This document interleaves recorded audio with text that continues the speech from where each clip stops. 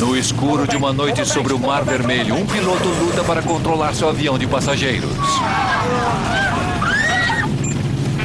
Diminua a força! Diminua a força! Diminua a força! O avião parece ter vida própria. Não! Não! Meu Deus!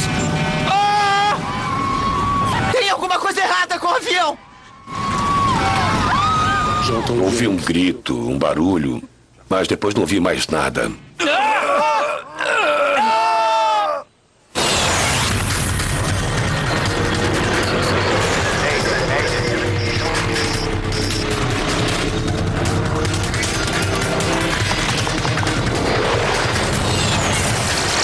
Mayday, desastres aéreos. Esta é uma história real. Ela foi baseada em relatórios oficiais e em relatos de testemunhas oculares. Desorientação fatal. As areias do Egito escondem milhares de anos de história. Monumentos a antigas civilizações dominam a paisagem.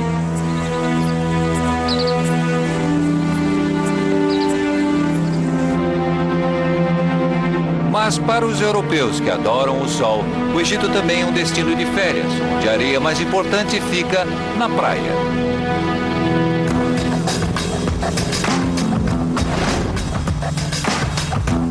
A cidade de Sharm el-Sheikh fica a vários quilômetros a sudoeste do Cairo.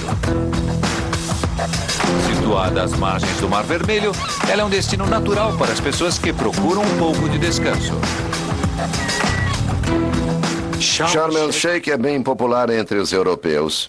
E a razão disso é onde você encontra um mar com água quentinha, depois de só 5 horas de voo. Você tem o Mar Vermelho com água cristalina, belas montanhas. É simplesmente demais. A popularidade da cidade está aumentando. Mais de 4 milhões de pessoas por ano usam o aeroporto de Sharm el-Sheikh todos os anos. No início de 2004, os turistas não são os únicos a visitar as praias locais. O primeiro-ministro da Inglaterra, Tony Blair, também está na região visitando o líder egípcio Hosni Mubarak.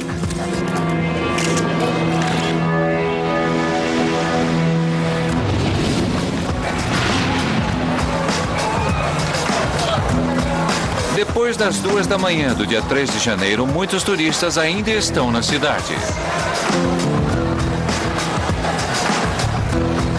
Mas o capitão Keider Abdullah, de 53 anos, só está começando o seu dia. Ele é famoso por sua pontualidade. Ex-oficial das Forças Aéreas Egípcias, Keider agora é um capitão altamente respeitado em uma empresa de voos comerciais, a Flash Airlines. Ele sempre gostou de arrumar a própria mala. Não me deixava arrumar para ele. Ele sempre dizia, eu mesmo gosto de fazer minha mala para ter certeza de que não esquecerei nada. Ele era muito objetivo no que queria e o que queria levar consigo.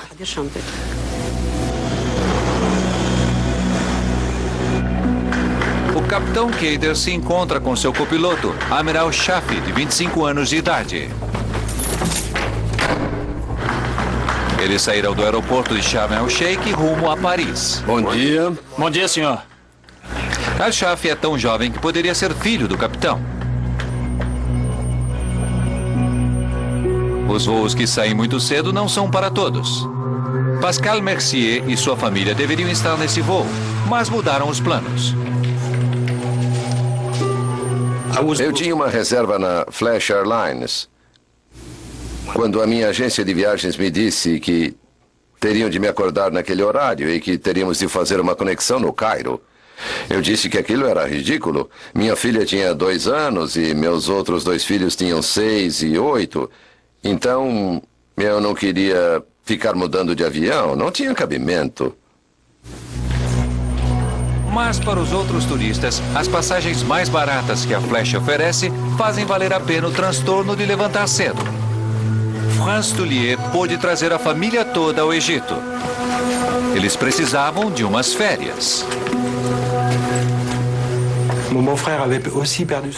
Meu cunhado tinha acabado de perder o pai. Então ele trouxe os filhos, a mãe, a esposa para se divertirem um pouco. Ver os locais, sei lá, só para se divertir mesmo. É por isso que Sharm el-Sheikh é famoso.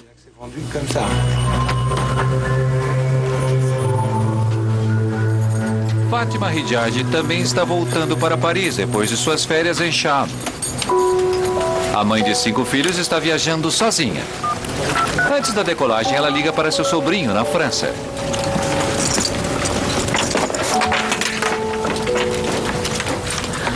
Oi. Eu estava dormindo quando ela ligou e eu não estava muito afim de conversar. Ela era o tipo de pessoa que ligava por qualquer coisa. E ela precisava disso. Então, embora ela só tivesse um voo de 5 ou 6 horas à frente, ela queria ter certeza que eu estaria lá para buscá-la no aeroporto. Ao todo, 148 passageiros embarcam no avião. São 5 da manhã. Na cabine, Ashraf Abdelhamid é o terceiro membro da tripulação. Ele está treinando para ser copiloto, embora tenha trabalhado durante anos pilotando jatos particulares. Nenhum dos membros da tripulação está feliz com as informações sobre as condições do tempo que estão recebendo do controle de tráfego aéreo local. Eles não disseram céu claro, disseram nuvens e céu claro. São coisas opostas. Pergunte a ele sobre o teto. Não há teto, há nuvens e céu claro. Talvez nuvens isoladas? Ou nuvens espalhadas. Bom dia.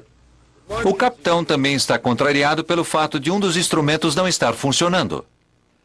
Embora o engenheiro concorde que exista um problema, ele não é sério o bastante para ser consertado. Os homens riem às custas do copiloto. O defeito deve ter sido causado pela aterrissagem pesada do Amhar.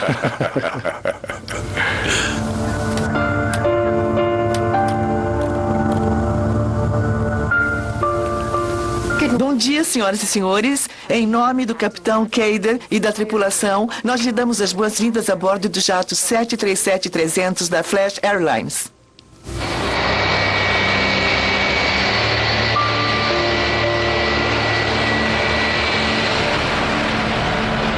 Ainda faltam algumas horas para o amanhecer quando o avião levanta voo.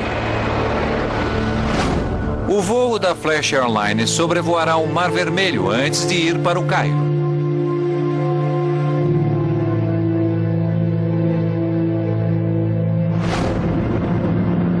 O jato atravessa uma noite escura. Sem luar para clarear o cenário, os passageiros não conseguem ver quase nada pela janela.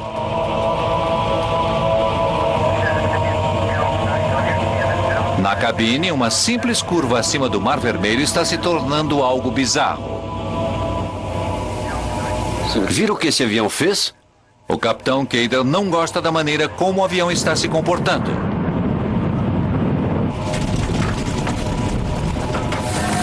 Virando para a direita, senhor. O quê? A aeronave está virando para a direita. Para a direita? Como assim para a direita? O avião deveria virar para a esquerda a caminho do Cairo. Em vez disso, está tomando a direção oposta. Ok. Vamos sair disso. O capitão tenta levar o avião de volta a seu curso, mas a situação só piora.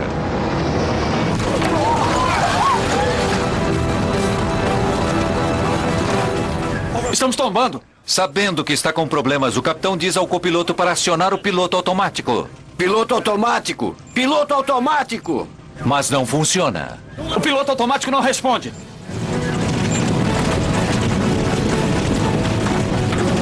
O 737 agora está voando quase que completamente de lado.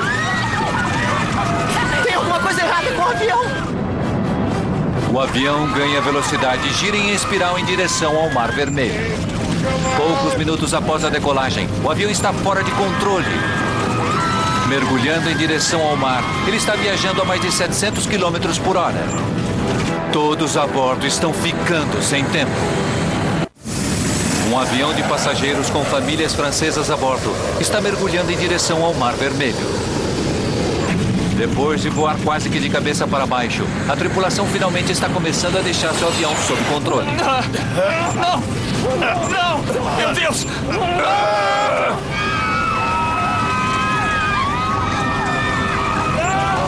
Então eles ouvem um aviso de proximidade com a água. Eles estão se aproximando perigosamente do Mar Vermelho.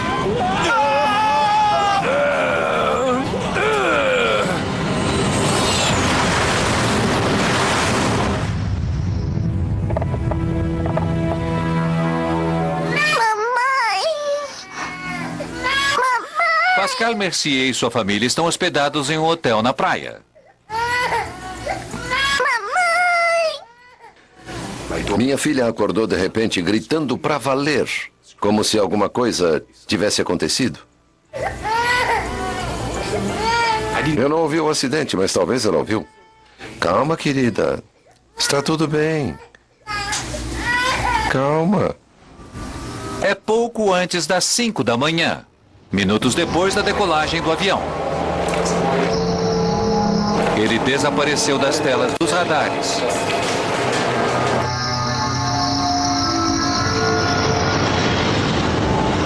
Quando o sol nasce, as equipes encontram o local do acidente, mas há pouca coisa a ser feita.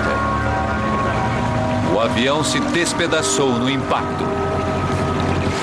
Eles encontram um cartão postal que dizia: "Acho que esse cartão chegará depois de mim."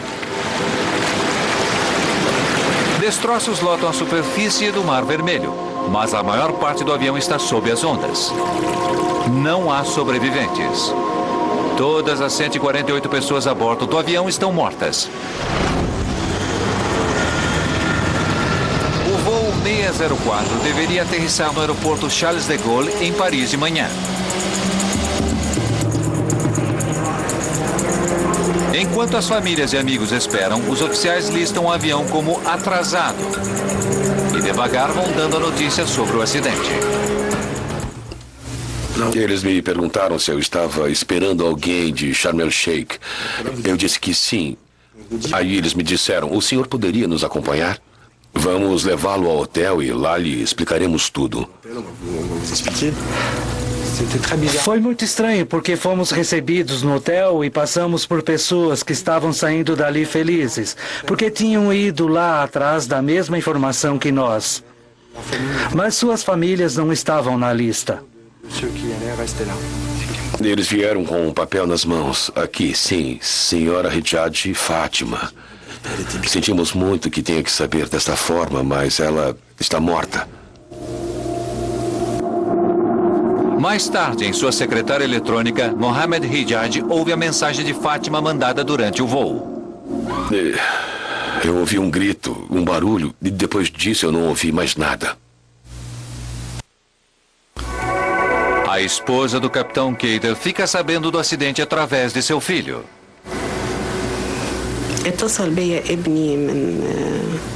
Meu filho me ligou do exterior e disse que tinha ouvido notícias sobre um acidente com a Flash Airlines.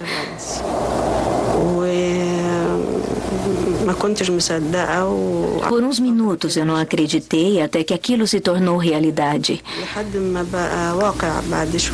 Foi um choque terrível para mim.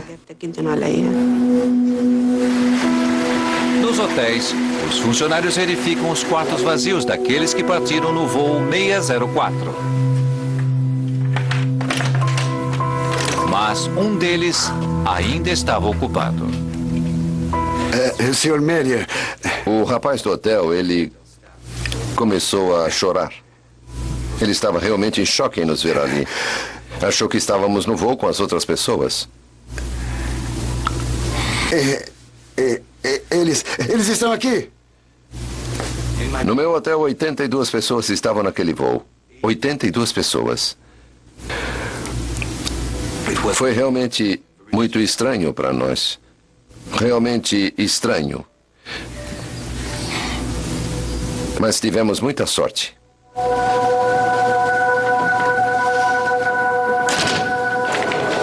Não houve chamada de emergência do avião. Nenhum aviso ao controle de tráfego aéreo de que havia alguma coisa errada. Com a queda do avião, minutos apenas após sua decolagem, começa a haver preocupações imediatas com a possibilidade de haver uma bomba a bordo do jato. O avião tinha acabado de decolar e pareceu muito estranho que esse acidente tenha acontecido tão depressa após a decolagem. Quando os investigadores examinam a rota de voo do jato, eles descobrem que ele estava indo diretamente para a cidade onde o líder egípcio, Hosni Mubarak, tem uma residência de férias. O local também fica próximo à casa onde o primeiro-ministro britânico Tony Blair e sua família estavam. Blair e a família dele deveriam deixar o país do mesmo aeroporto aquele dia. A segurança em torno dele é reforçada imediatamente. 2 dias após o acidente, as autoridades recebem um telefonema. Terroristas do Iêmen assumem a responsabilidade pelo acidente. Eles disseram que aquele era um protesto contra uma lei francesa que bania o hijab, o lenço muçulmano, das escolas públicas.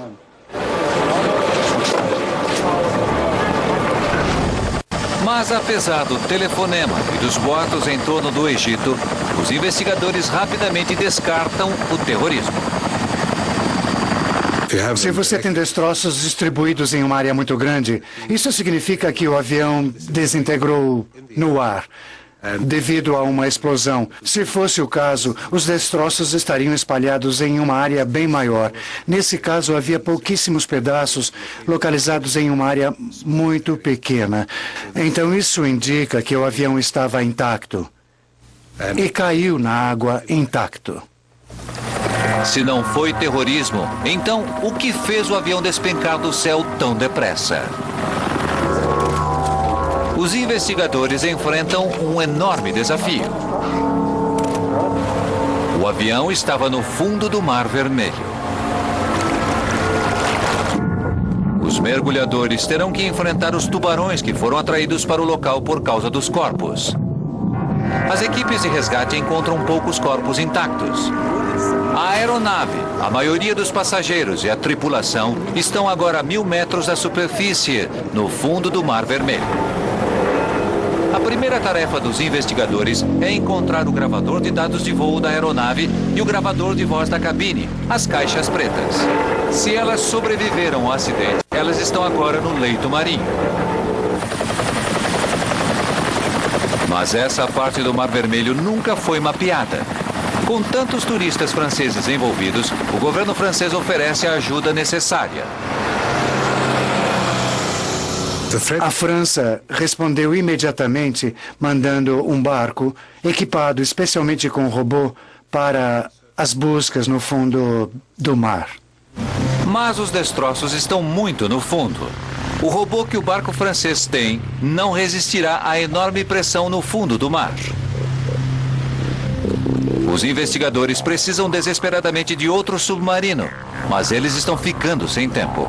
A caixa preta transmite um sinal de rádio, mas a bateria dura apenas 30 dias. Se os investigadores não a encontrarem dentro desse prazo, o mistério do voo 604 nunca será resolvido. Chegar à caixa preta antes que os sinais que ela emite deixassem de ser transmitidos sempre foi um aspecto de muita preocupação para a equipe. Todos estavam trabalhando 24 horas por dia para tentar localizar a caixa preta. Enquanto os esforços pelas buscas continuam, a família e os amigos das vítimas começam a chorar seus mortos. Eles pressionam os investigadores a resolver o mistério. Foi o maior acidente aéreo envolvendo cidadãos franceses e o maior na história da aviação civil. Americanos, franceses e egípcios juntam forças. Enquanto esperam que a caixa preta do avião seja encontrada, eles também começam a se concentrar na Flash Airlines. Com apenas 2 aviões na linha, a empresa é uma das que oferecem passagens mais baratas e que vem competindo por passageiros na Europa.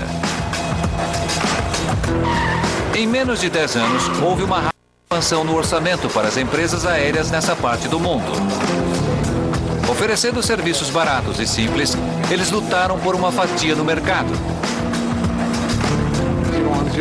Resorts à beira do mar, como o de Sharm el-Sheikh, são um dos muitos destinos para os quais a empresa voa. Uma das coisas que possibilitou que eles oferecessem viagens tão baratas foi oferecendo voos 24 horas por dia. Operar em tantos horários significa voos constantes. Ex-passageiros da Flash começam a reclamar dos voos. Há muitas histórias para serem ouvidas. Eu estava indo para casa depois de umas férias.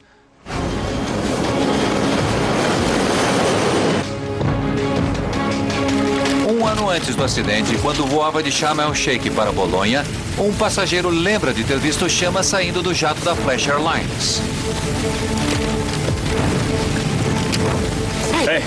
Ei, olha, o motor está pegando fogo.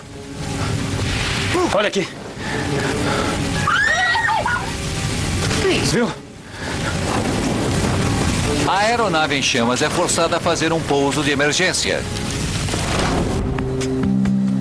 Os investigadores descobrem que, em 2002, a autoridade suíça de aviação fez uma inspeção de surpresa no mesmo avião que mais tarde cairia. Não havia máscaras de oxigênio para os pilotos. Não havia tanques de oxigênio suficientes. Alguns dos instrumentos da cabine não estavam funcionando. Isso foi o suficiente para as autoridades suíças deixarem o avião no solo durante 8 horas, até que a empresa executasse os reparos. Alguns dias depois, a Flash Airlines foi proibida de entrar na Suíça. Depois foi proibida de voar também na Polônia. Numa empresa de turismo da Noruega, os operadores pararam de contratar os voos da Flash. É muito raro uma aeronave ser proibida de voar em um país. Eles devem ter feito algo de muito errado, principalmente se foi em relação à segurança.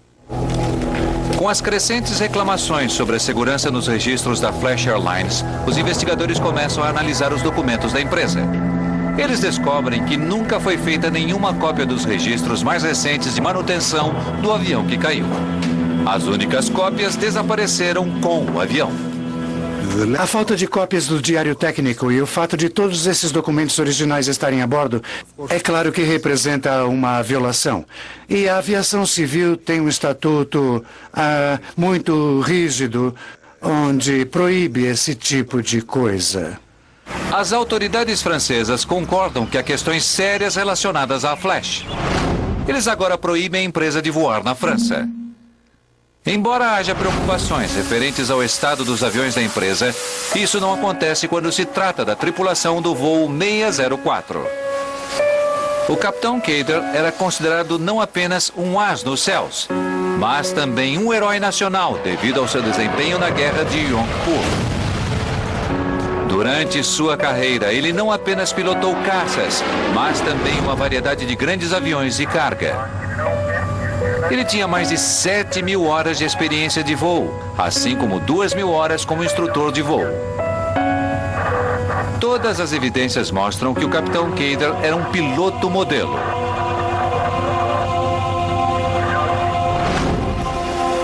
Com a caixa preta do avião e os registros de voo ainda desaparecidos no fundo do Mar Vermelho, os investigadores se perguntam: seria este um caso de um incrível piloto lutando para salvar um avião fadado ao desastre? Viram o que a aeronave fez? A maior parte dos destroços ainda estava debaixo das ondas. Os investigadores não foram capazes de encontrar as caixas pretas do avião. Sempre que um avião cai no mar, os investigadores temem que o gravador de voz da cabine e o gravador de dados de voo não possam ser recuperados. Essas duas caixas, por si só, dão aos investigadores um quadro muito bom, e sem elas, o processo de investigação pode se tornar muito, muito difícil. Finalmente, depois de alguns dias de busca, uma descoberta. Um navio francês de pesquisa ouve os sinalizadores dando a posição das caixas pretas. Um submarino operado remotamente desce a mais de 1.000 metros. A violência do acidente espalhou destroços sobre uma grande área. 2 semanas depois do acidente, tanto o gravador de vozes da cabine quanto o gravador de dados de voo são recuperados no fundo do mar. Os investigadores finalmente têm provas concretas.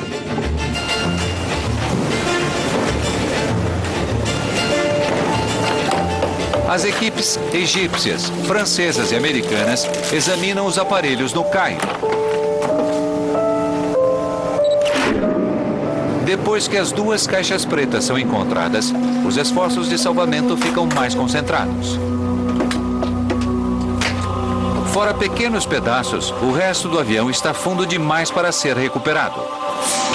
Sem as outras partes, os investigadores se concentram no que eles têm em mãos. Eles esperam que as caixas pretas recriem os minutos finais do avião condenado. Uma das coisas que fizemos para refazer a trilha do avião foi criar uma animação baseada nos fatos que conseguimos do gravador de dados do radar. O gravador de dados do voo pinta um quadro devastador. Logo depois da decolagem, o avião começou a ir para a esquerda, como ele deveria mesmo fazer. Mas em seguida ele se volta para outra direção. O gravador de voz da cabine mostra que a virada pegou o capitão de surpresa. Virando para a direita, senhor. O quê? Como para a direita? Analisando o gravador de vozes da cabine, vemos que os pilotos estavam vivenciando definitivamente algum tipo de anormalidade. Um problema que eles não conseguiam entender. Os investigadores analisam os registros do voo para encontrar alguma explicação para o movimento bizarro do jato. Talvez alguma falha mecânica tenha forçado o avião a mudar de curso. E existe de fato um indicador de que havia alguma coisa de errado com o avião da Flash antes de ele decolar. Na pista, o capitão e o engenheiro de solo discutiram sobre um mau funcionamento elétrico. Mas é impossível dizer a partir do gravador de vozes de cabine qual era o problema. Não podemos ter certeza a que equipamento o capitão e o engenheiro estavam se referindo quando eles discutiram sobre uma falha no equipamento. Não conseguimos recuperar peças e partes suficientes do avião para poder determinar isso. E, tragicamente, o engenheiro de solo também estava no voo. O problema com as investigações sobre acidentes é que elas demoram muito e a pesquisa é muito intensiva. Principalmente quando você não tem um avião ali na sua frente para olhar para ele. Você quer ter certeza absoluta sobre os fatos, sobre as condições e circunstâncias, antes de publicar qualquer informação. As famílias e os amigos das vítimas estão ficando cada vez mais frustrados. À medida que os meses se passam, eles exigem respostas. Fomos levados a protestar fora da embaixada egípcia porque não tínhamos nenhuma notícia. 11 meses depois do acidente, não tínhamos nenhuma mensagem ou informação. Logo depois do protesto, os investigadores egípcios publicam um relatório factual.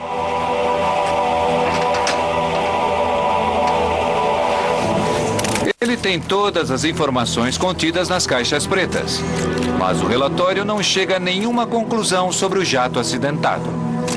Senhoras e senhores, boa noite. Com uma situação complicada como esta, os investigadores ainda não têm nenhuma resposta. A única coisa que eles podem fazer é continuar procurando. Você olha em cada cenário hipotético que criaria um perfil parecido. E aí, você vê esse perfil se encaixar nos dados que você juntou. 53 teorias diferentes são examinadas em detalhes.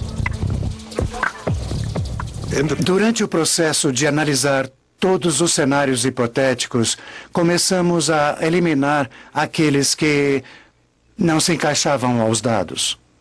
Os investigadores viajam para os Estados Unidos para testar as ideias mais prováveis em um simulador sofisticado.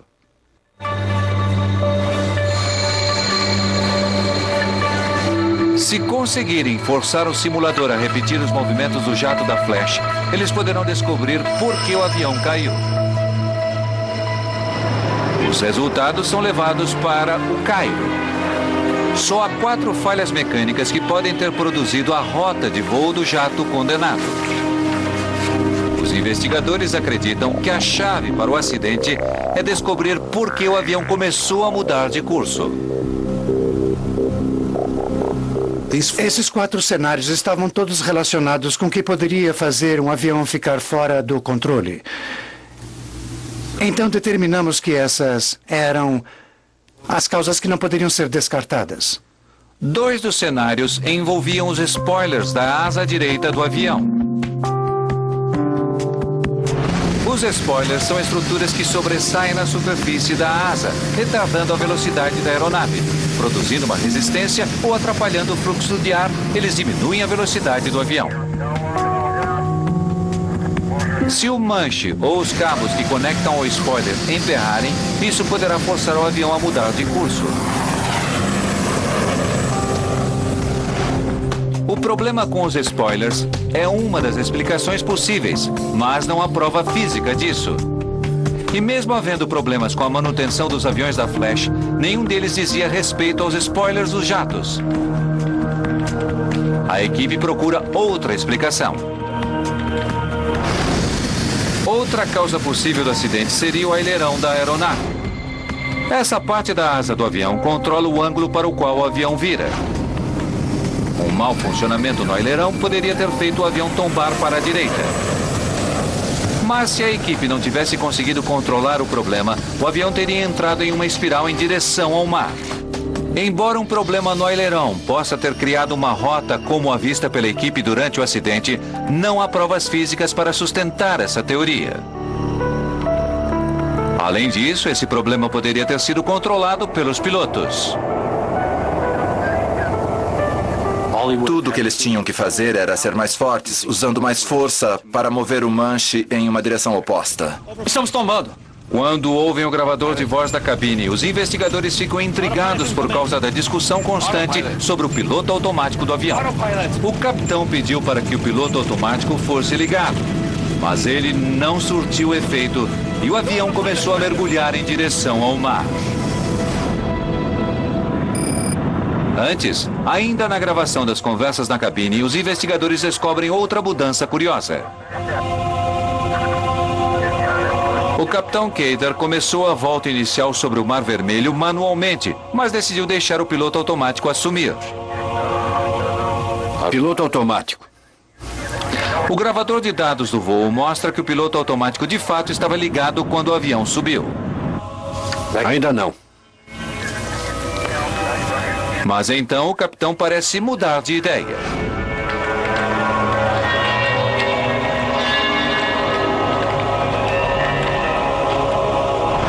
O gravador de dados do voo mostra que o piloto automático foi ativado somente durante 3 segundos. Mas os investigadores se perguntam se o piloto automático pode ter tido algum mau funcionamento e mesmo assim ter continuado a comandar o avião. O sistema automatizado pode ter continuado a controlar o avião, indo para a direita, mesmo depois dos pilotos acharem que fora desativado. A teoria de mau funcionamento do piloto automático nos deu muito trabalho porque era quase impossível mostrar que não aconteceu assim. Como era quase impossível mostrar que aconteceu. Então, era sempre uma possibilidade muito grande porque nos deu um cenário muito próximo do que realmente estava acontecendo. Talvez a questão mais complicada de todas é que não importa o que tenha acontecido com o avião, ele parecia estar sob controle pouco antes do acidente. Momentos antes do impacto, o capitão estava aparentemente de volta ao comando do avião. Se houve algum problema mecânico, por que ele pareceu ter desaparecido? Alguns membros da equipe consideram uma outra coisa além de uma falha mecânica: os pilotos. Acho que a principal preocupação para os Estados Unidos era que os elementos humanos do acidente não haviam sido completamente explorados. Talvez a alta consideração dada aos pilotos egípcios estivesse no caminho. No Egito, os pilotos são pessoas muito respeitadas, principalmente os pilotos da Força Aérea. Eles são muito considerados. Nos últimos 26 anos, o presidente do país foi um oficial da Força Aérea altamente condecorado. Num ambiente como este, o piloto fica imune a suspeitas. Quando algo dá errado, a tendência natural é culpar o equipamento.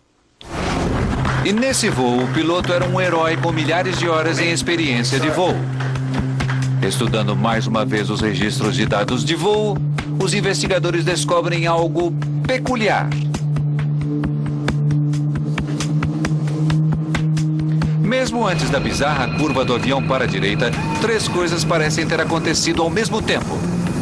Em vez de uma volta suave para a esquerda, o avião começa a sair de sua curva prevista. O nariz começa a subir e a velocidade diminui notavelmente. Mas durante esse tempo, o piloto não diz nada. Parece que ele não está percebendo as mudanças em seu plano de voo. Eu voei do aeroporto de Sharm el-Sheikh naquela noite no mesmo tipo de avião. E nesse caso, o piloto não poderia deixar a velocidade ir para menos de 30 nós, nem deixar que o ângulo mudasse para além de 5 graus, sem registrar as razões para essa mudança no plano de voo. Alguns investigadores consideram essa uma teoria provocadora que poderia explicar esse comportamento extremamente bizarro. Talvez o capitão Kader tenha sido afetado por uma vertigem. A vertigem é uma condição fisiológica que existe em qualquer pessoa, não apenas em pilotos, e está baseada no ouvido interno. Sobre um oceano escuro, sem um visual definido do horizonte, sem luzes no solo, o piloto pode não ter sido capaz de ter uma percepção visual e não saber se ele estava voando para cima, para baixo, para a esquerda ou direita. Se o fluido em sua orelha interna estivesse se movendo, ou se ele estivesse virado a cabeça, isso poderia ter induzido a uma sensação fisiológica, que pode ter feito o piloto acreditar que o avião estava voando em linha reta e nivelada, quando na verdade ele estava virando. O plano de voo do avião era ideal para criar a sensação de vertigem. O jato da Flash Airlines decolou numa noite sem lua. O capitão Kader estava pilotando o avião manualmente e começou a virar à medida que subia. Sobrevoando um mar escuro, seria muito difícil usar apenas seus sentidos para saber exatamente onde estava. Entendido. Quando estiver pronto, vire à esquerda para estabelecer a 306. Na verdade, é uma situação de carga de trabalho muito alta, quando não há indicadores visuais do lado de fora, porque está uma noite sem lua. E você está sobrevoando um território sem marcas, sem luz. Você, como um piloto profissional, precisa estar totalmente consciente do fato de que essa é uma situação onde você poderá ficar desorientado. Isso é clássico. Aconteceu muitas vezes. Matou tanta gente nos últimos 10 anos. Quando o avião deveria ter virado para a esquerda devagar, o manche começou a virar para a direita. Talvez o capitão estivesse fazendo a curva sem estar ciente disso.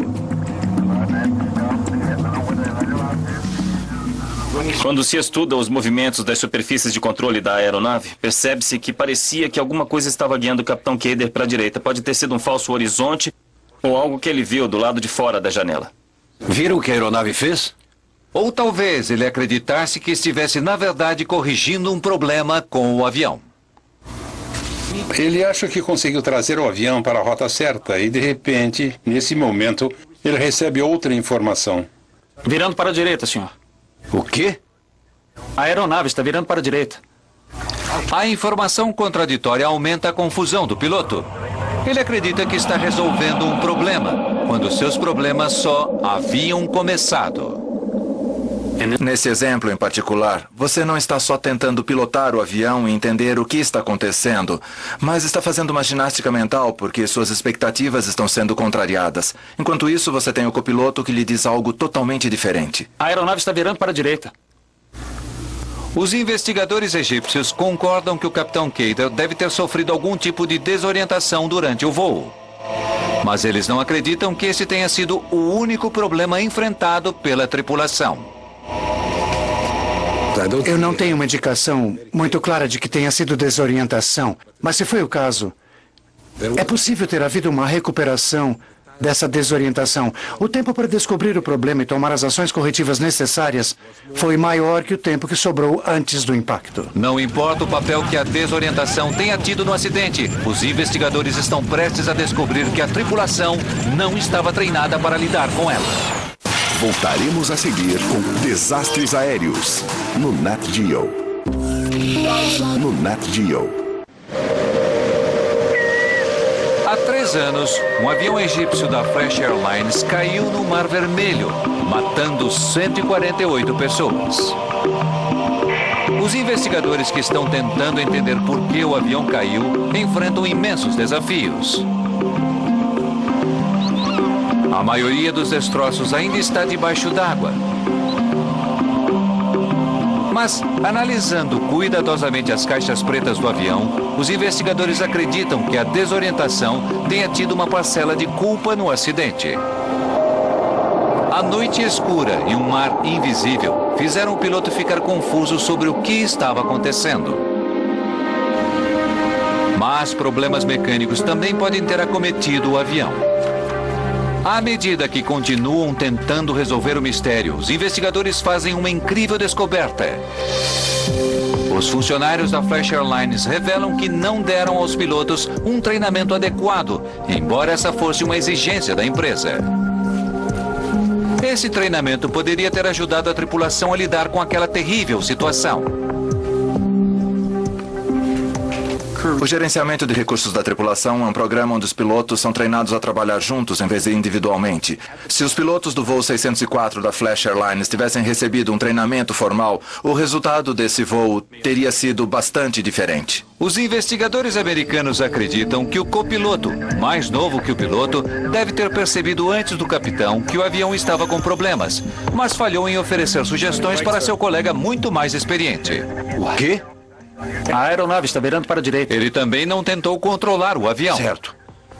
Esse treinamento teria permitido que o copiloto, que tinha maior consciência situacional e mais informações sobre a posição do avião, assumisse o comando do avião quando viu que o capitão não estava tomando as atitudes apropriadas.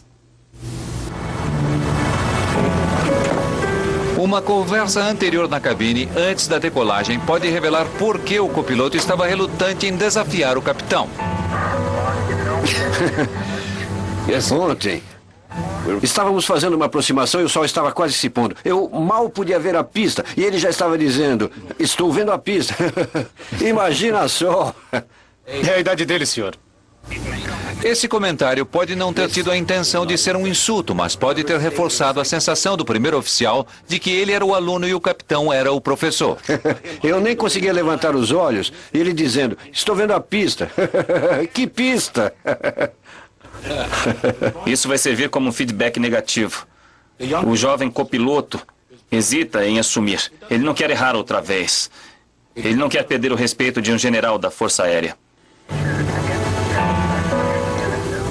Em uma tripulação, precisa haver um esforço para unir as pessoas capazes de pilotar um avião. Não pode existir uma tripulação na qual uma pessoa diz uma coisa e a outra segue sem discordar. Mas o capitão e o copiloto não estavam sozinhos na cabine. Havia um terceiro tripulante mais experiente do que o copiloto. Ele também não se manifestou até os últimos segundos do voo. Do contrário, como saberemos quando sairmos da nuvem? Ouvimos ele falar muito claramente e muito abertamente. Durante o tempo em que os motores ainda não tinham sido ligados, ele estava conversando com o copiloto e com o capitão. Então acreditamos que se essa pessoa tão experiente tivesse visto um dos membros da tripulação fazendo alguma coisa que não deveria, ou não fazendo uma coisa que deveria fazer, ele teria dito alguma coisa. Diminua a força! Diminua a força! Mas as únicas palavras que ele disse foram, diminua a força no último estágio do evento. Isso mostra que essa foi a única coisa que ele viu que deveria ser feita. Mesmo se o copiloto tivesse assumido o controle antes, não há como saber se ele poderia ter salvo o avião. O que quer que tenha acontecido no voo 604 aconteceu depressa. E como o avião tinha acabado de decolar, a tripulação teve pouco tempo de reagir antes que o avião mergulhasse no mar. O relatório final sobre o acidente da Flash Airlines foi publicado em março de 2006. Não há respostas claras. As autoridades egípcias dizem que qualquer um dos 4 problemas mecânicos podem ter causado o acidente. Eles dizem que a desorientação pode ter tido um papel importante, mas que não foi a razão por trás do acidente. Os investigadores americanos recusam-se a culpar o avião.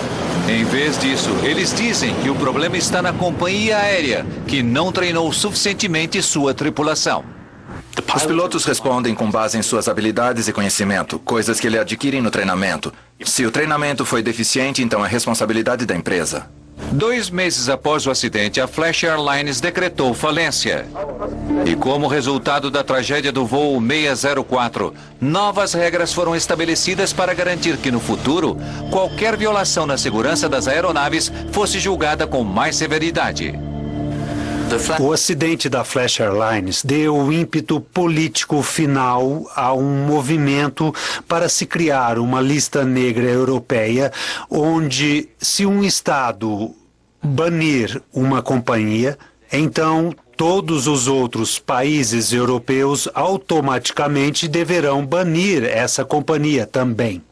A investigação egípcia concluiu com uma importante recomendação. Recomendamos que algum tipo de treino ou programa de conscientização deveria ser feito para fazer com que o piloto observasse outro piloto passando por uma desorientação. E o que ele deveria fazer? Primeiro, manter um voo seguro. Segundo, acionar o piloto e trazer o piloto de volta à sua orientação. Teria havido um problema mecânico no acidente? Provavelmente os investigadores nunca saberão. Com grande parte do avião no fundo do Mar Vermelho, sempre haverá dúvidas pairando sobre os investigadores e todos aqueles afetados pelo acidente.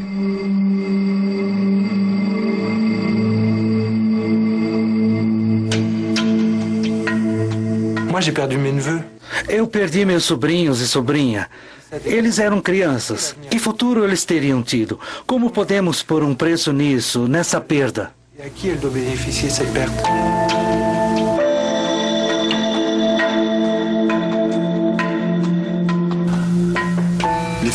As famílias nunca se conformarão totalmente. Eu, inclusive, porque nunca saberemos o que aconteceu realmente.